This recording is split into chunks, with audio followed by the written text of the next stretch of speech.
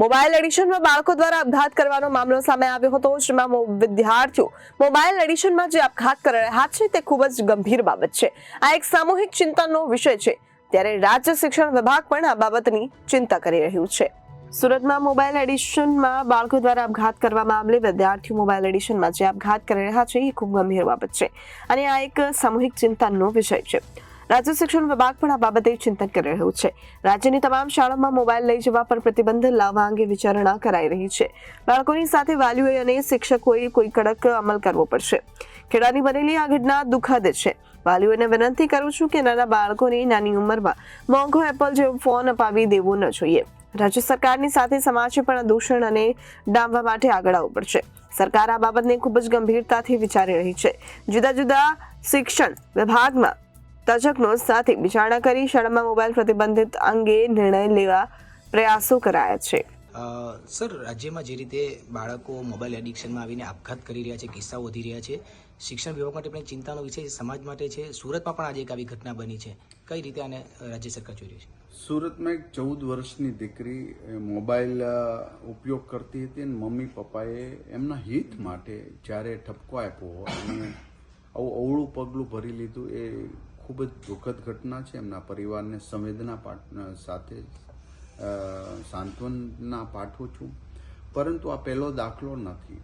હવે ધોરણ 5, ધોરણ 6, ધોરણ 7, ધોરણ 8 આ રીતના નાના નાના બાળકોને ગેમ રમે, મોબાઈલ આપે છે, લઈ લે છે, ઘરેથી ભાગી જવું, રીસાવવું, આ બધા કોમનના બાબતો બની ગઈ છે.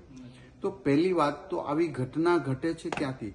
તો વાલીઓએ જાગૃત થવું પડશે. નાના નાના ટાબરિયા હોય ને એના હાથમાં મોબાઈલ આપી દે અને પોતે મમ્મી પોતાનું કામ કરે, આ એક રેડ સિગ્નલ છે.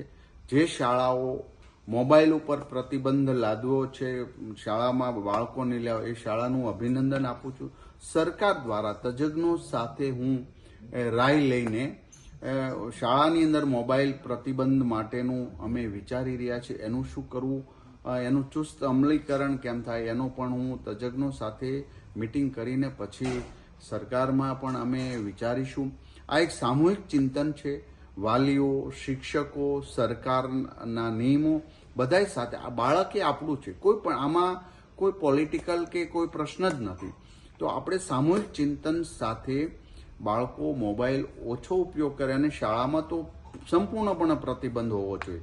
આ બાબતનું અમે આગળનું વિચારી રહ્યા છીએ. હું શિક્ષકોને પણ વિનંતી કરું છું કે પોતાના ક્લાસની અંદર એક પણ શિક્ષક મોબાઈલ લઈને નહીં જવા જોઈએ.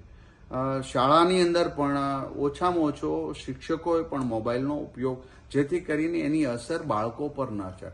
તો પહેલાં તો ઘરથી શરૂઆત થશે. સરકાર પણ ગંભીરતાથી વિચારી રહી છે. આવો સૌ સાથે મળીને સોશિયલ મીડિયા આ એક રેડ સિગ્નલ. દીકરી તો કોમળ ફૂલ જેવી કરમાઈ ગઈ, પણ આ એક આપણા માટે રેડ સિગ્નલ છે. આ રેડ સિગ્નલથી આપણે જાગૃત થઈ અને લોકોને જાગૃત કરીએ. સરકાર દ્વારા પણ એમના પગલાં લેવાય એ બાબતની હું ગંભીરતાથી વિચારી રહ્યા છીએ અને એનું અમલીકરણ કેમ કરવું એ આવનારા સમયમાં અમે વિચારીશું. સાહેબ, બીજું જ્યારે સરકાર વિચારે, શાળાઓ કંઈક આવો નિર્ણય કરવા જાય છે. ખેડામાં જે ઘટના બની, આચાર્યએ તો મોબાઈલ મુકાવી દેવા માટે સારા પ્રયત્ન કર્યા હતા, પણ વાલીઓ પછી ક્યારેક આમાં ઉશ્કેરાઈ જતા હોય છે. એ પણ આપણા માટે ગંભીર. હું દરેક વાલીઓને વિનંતી કરું છું, પ્લીઝ, તમારા બાળક એ અમારું બાળક છે. આપણા સૌનું બાળક એટલે એ ભગવાનનું સ્વરૂપ છે.